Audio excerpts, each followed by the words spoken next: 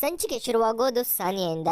ಹೌದು, ಮೀಟಿಂಗ್ ನಡೀತಾ ಇರುತ್ತೆ. ಸಾನಿಯಾ ಮತ್ತು ಆದ್ಯ ಮಾತನಾಡ್ತಾರೆ. ಆಗ ಸಾನಿಯಾ ಮೀಟಿಂಗ್ ನಡೆಸ್ತಿರೋದೇ ಹರ್ಷನಿಗೋಸ್ಕರ.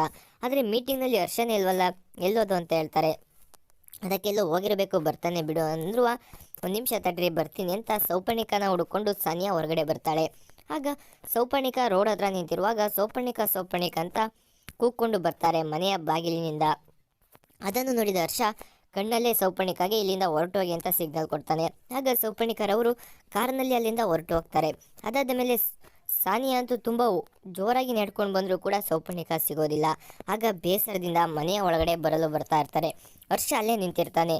ಹರ್ಷನ ನೋಡಿ ಸಾನಿಯಾ ಫುಲ್ ಶಾಕ್ ಆಗ್ತಾರೆ. ಆಗ ಹರ್ಷ ಮನೆ ಒಳಗಡೆ ಮೀಟಿಂಗ್ ನಡೀತಾ ಇದ್ರು ನೀವೇನಿಲ್ಲಿ ಅಂತ ಹೇಳ್ತಾರೆ. ಅದಕ್ಕೆ ಮೀಟಿಂಗ್ ನಡೀತಾ ಇರೋದು ನಿಮಗೋಸ್ಕರ, ನನಗೋಸ್ಕರ ಅಲ್ಲ, ಕೆಫೆ ಬಗ್ಗೆ ನಡೀತಿರೋದು, ಸ್ಕೂಲ್ ಬಗ್ಗೆ ಅಲ್ಲ. ಸಿಒ ನೀವು ಲೆಕ್ಕದಲ್ಲಿ ಮೀಟಿಂಗಲ್ಲಿ ಅಟೆಂಡ್ ಆಗಿರಬೇಕು, ನೀವೇ ಇಲ್ವಲ್ಲ ಅಂತ ಹೇಳ್ತಾರೆ. ಆಗ ನಾನು ನಿಮ್ಮ ಮಾತನ್ನ ತುಂಬ ಸೂಕ್ಷ್ಮವಾಗಿ ತೊಗೊಳ್ತೀನಿ, ತುಂಬ ನಂಬ್ತೀನಿ. ನೀವು ಹೇಳೋ ಮಾತಿನಿಂದ ಒಂದೊಂದು ಚಾಲೆಂಜ್ ಇರುತ್ತೆ, ನಾನು ಒಂದೊಂದು ಸಾಧನೆಗಳನ್ನು ಮಾಡ್ತಾ ಇರ್ತೀನಿ. ಈ ಸೌಪರ್ಣಿಕ ವಿಚಾರನೂ ಹಾಗೆ, ನನಗೇನೂ ಗೊತ್ತಿರಲಿಲ್ಲ, ನೀವೇ ಹೇಳಿದ್ರಿ. ಮೊದಲು ನಾನೇ ಹುಡುಕ್ತೆ, ನಾನೇ ಗೆದ್ದೆ, ನನಗವರು ಸಿಕ್ಕಿದ್ದಾರೆ. ಅದೇ ರೀತಿ ಸೌಪರ್ಣಿಕ ವಿಚಾರದಲ್ಲಿ ಸಾನಿಯಾ ಮತ್ತು ಹರ್ಷ ಮಾತನಾಡ್ತಾ ಇರ್ತಾರೆ. ಆಗ ಹರ್ಷ ನೋಡಿ, ಮಹಾಭಾರತದಲ್ಲಿ ಒಂದು ಯುದ್ಧ ಆಯಿತು ಗೊತ್ತಾ, ಕುರುಕ್ಷೇತ್ರ. ಅದರಲ್ಲಿ ಭೀಷ್ಮನ ಸೋಸಕ್ಕೆ ಯಾರ ಕೈಯಿಂದಲೂ ಆಗ್ತಾ ಇರಲ್ಲ, ಪಾಂಡವರ ಕೈಯಿಂದಲೂ ಕೂಡ ಆಗ್ತಾ ಇರೋದಿಲ್ಲ. ಯುದ್ಧ ಮುಗಿದ ಮೇಲೆ ಸಂಜೆ ಒಂದು ಬ್ರೇಕ್ ಇರುತ್ತಲ್ಲ, ಆ ಟೈಮಲ್ಲಿ ಪಾಂಡವರೆಲ್ಲ ಹೋಗಿ ಭೀಷ್ಮನ ಹತ್ರನೇ ನಿಮ್ಮನ್ನು ಹೇಗೆ ಸಾಯಿಸೋದು ಅಂತ ಕೇಳ್ತಾರಂತೆ. ಅದಕ್ಕೆ ಅವರು ಉತ್ತರ ಕೊಡ್ತಾರಂತೆ ಅಂತ ಹೇಳ್ತಾರೆ. ಅದಕ್ಕೆ ಸಾನಿಯಾ, ಆದರೂ ಪಾಂಡವರೇ ತಾನೇ ಭೀಷ್ಮನ ಸಾಯಿಸೋದು, ಇದಕ್ಕೆ ಸಾಯೋ ಭೀಮ ನಾನಲ್ಲ, ನಾನಂತೂ ನಿಮಗೆ ಐಡಿಯಾನೂ ಕೊಡಲ್ಲ ನನ್ನ ಹೇಗೆ ಸೋಲಿಸೋದು ಅಂತ, ಗೆಲ್ಲೋದು ಮಾತ್ರ ನಾನೇ ಅಂತ ಹೇಳ್ತಾರೆ.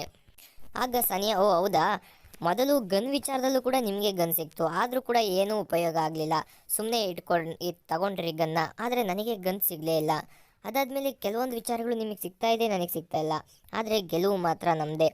ಲಕ್ಷಾಂತರ ಬಾಂಬ್ಗಳಿದ್ರೂ ಕೂಡ ಬಾಂಬ್ ಹಾಕೋಕ್ಕಾಗಲ್ಲ ಸಾನಿಯಾ, ಬೇಕಾದ ಟೈಮಲ್ಲಿ ಮಾತ್ರ ಉಪಯೋಗಿಸ್ಕೋಬೋದು ಅಂತ ಹರ್ಷ ಹೇಳ್ತಾರೆ. ಆಗ ಸಾನಿಯಾ, ಸರಿ ನೀವು ಹೇಳ್ದ ಹಾಗೆ ಹೇಳ್ತೀನಿ, ನೀವು ಗನ್ ಇಟ್ಕೊಂಡ್ರೂ ಕೂಡ ಏನು ಪ್ರಯೋಜನ ಇಲ್ಲ, ಗನ್ನಿಗಿಂತ ಈ ತಲೆಯಲ್ಲಿದೆಯಲ್ಲ ಬುದ್ಧಿ, ಅದೊಂದಿದ್ರೆ ಸಾಕು, ನಾವು ಯಾವುದೊಂದು ಬೇಕಾದರೂ ಗೆಲ್ಬಹುದು ಅಂತ ಹೇಳ್ತಾರೆ.